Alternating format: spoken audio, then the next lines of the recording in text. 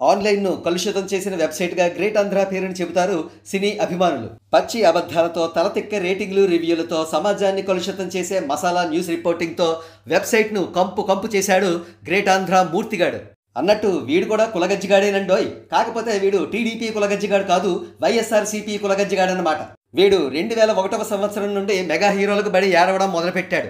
అదేం దురదృష్ట జాతకమో ఏంటో వీడిది. వీడు ఏడవడం మొదలుపెట్టినప్పుడు మెగా హీరోలు ఇద్దరే. వారు మెగాస్టార్ చిరంజీవి గారు, పవర్ స్టార్ పవన్ కళ్యాణ్ గారు. కానీ ఈనాడు ఇంతింతై వటుడింతై అన్నట్టు మెగా ఫ్యామిలీ సామ్రాజ్యం పెరిగిపోయింది. చివరకు రాజకీయాల్లో కూడా తన సత్తా చాటుకుంటోంది.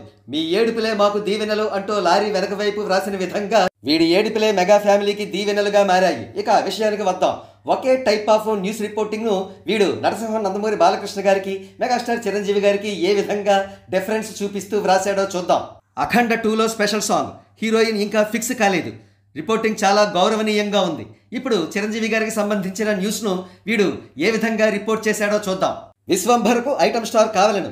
వీడి వెధవ మొహానికి బోడి వెటకారం ఒకటి.